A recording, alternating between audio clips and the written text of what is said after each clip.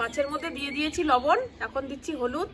আজকে আমি তোমাদের জন্য আরও একটু খুব সুস্বাদু রান্না নিয়ে চলে এসেছি, যেটা হচ্ছে দই কাতলা। বিয়ে বাড়িতে খেয়ে থাকি, সেরকমই দই কাতলা তোমাদের সাথে আজকে আমি একটা শেয়ার করছি। আজকের এই রান্না সবাইরই খুব সুস্বাদু, খুব ভালো লাগবে।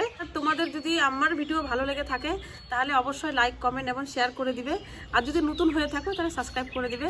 আরও তোমাদের জন্য আমি নতুনত্ব রান্না নিয়ে চলে আসবো। আর পুরো ভিডিওটা দেখো, তাহলে তোমরা বুঝতে পারবে যে আমি দই কাতলা কীভাবে বানাচ্ছি।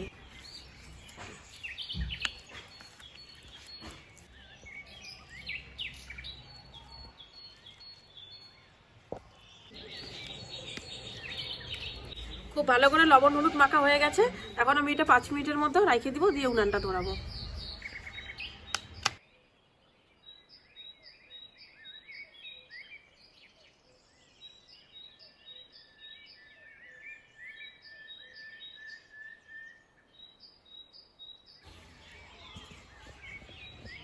কড়াইটা খুব ভালো করে গরম হয়ে গেছে, দিয়ে দিলাম তেল।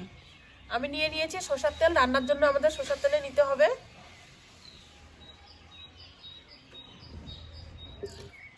তেলটা খুব ভালোভাবে গরম হয়ে গেছে। এখন আমি অল্প অল্প করে মাছটা ভাজে নিব।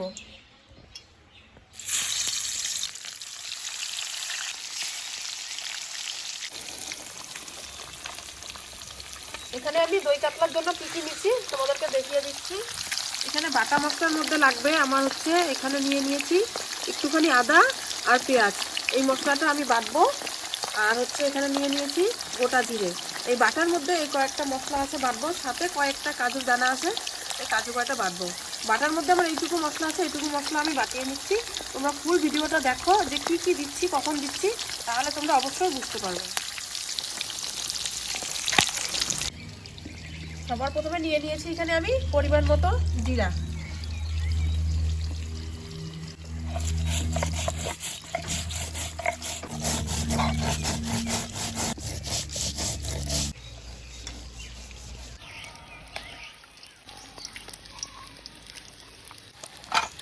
মাছ ভাজা ওইদিকে হয়ে গেছে, মাছটা নামিয়ে নিব।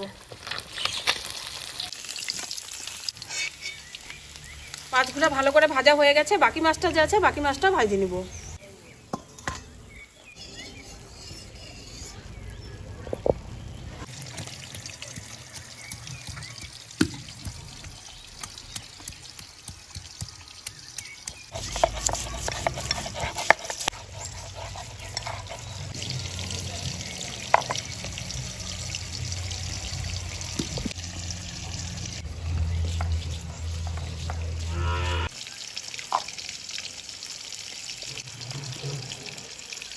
এখানে নিয়ে নিয়েছি কয়েকটা কাজু। এই কাজু কটাও বাটবো। তোমরা চাইলে কাজু কটা নাও নিতে পারো, আমি ঘরে ছিল কয়েকটা তাই নিয়ে নিয়েছি। কাজুটা দিলে ভালোও লাগবে।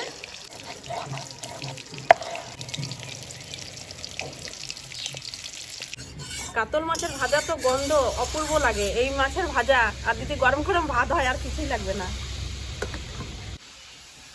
আমি ফোড়নে দিচ্ছি 2টা শুকনো লঙ্কা, 2টা তেজপাতা, একটু জিরে, একটু গোটা গরম মশলা, সবটাই দিয়ে দিলাম।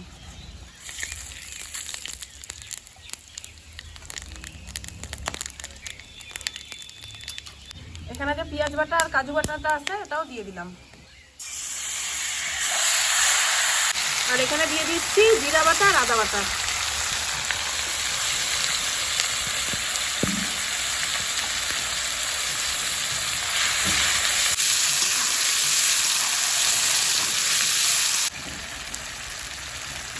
দিয়েছি লবণ, তারপর দিচ্ছি হলুদ,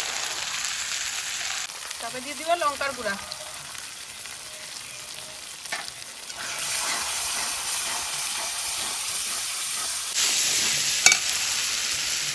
তারপর এখানে নিচ্ছি ধনে গুঁড়া।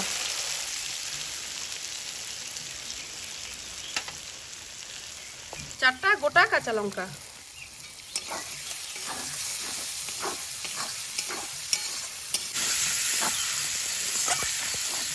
বাটির মধ্যে যে মশলাটা লাগিয়ে আছে ওই বাটি ধোয়া জল একটু দিয়ে দিব।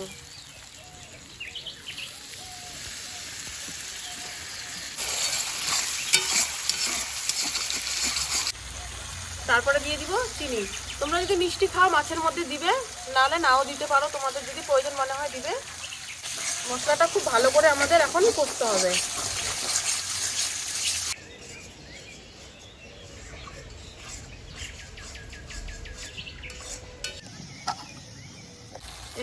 নিয়েছি আমি টক দই, এই টক দইটাও দিয়ে দিব।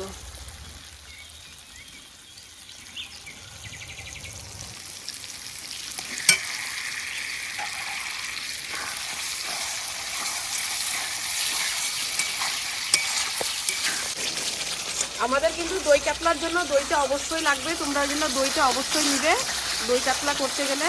আর দই ছাড়া কিন্তু দই কাতলা হবে না, এই জন্য এই রেসিপির নামে হচ্ছে দই কাতলা।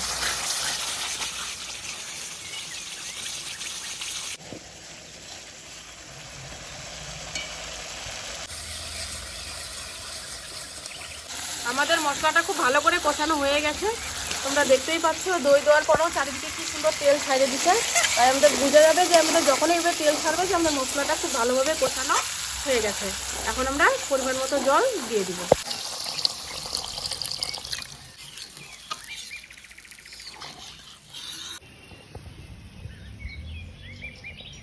মাছের ঝোলটা খুব ভালোভাবে ফুটে গেছে, এখন আমি মাছটা দিয়ে দিব।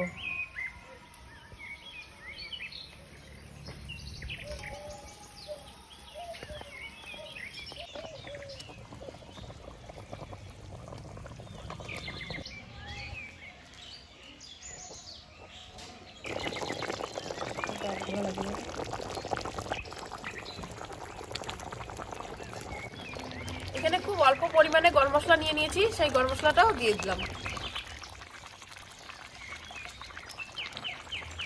তোমরাও গরম মশলা খুব অল্প পরিমাণেই নিবে, অল্পটাই ভালো লাগবে। গরম মশলা মাছের মধ্যে বেশি ভালো লাগবে না, অল্প নিবে যাতে সেন্টটা খুব সুন্দর থাকে।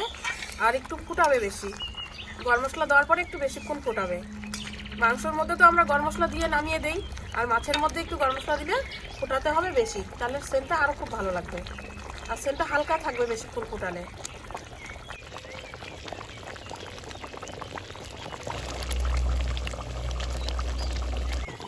আমাদের দই কাতলা তো রেডি, রান্না হয়ে গেছে, এবার নামিয়ে নিব। আমি একটু দই কাতলা রসা রসা ভাব রাখছি যাতে আমাদের ভাত দিয়ে খেতে সুবিধা হয়।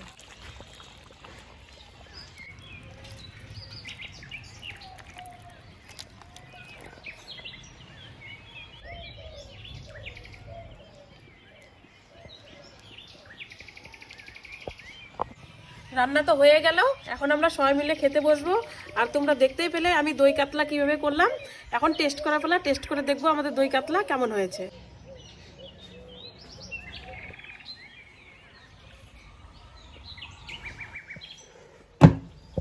আমরা তো খেতে বসে গেছি, শাশুড়ি মা ঘরে বেগুন ভাজা করছে আর কিছু স্লাদ করে নিয়েছে, এটা দিয়ে আর মাছ দিয়ে আমরা ভাত খাবো। লঙ্কা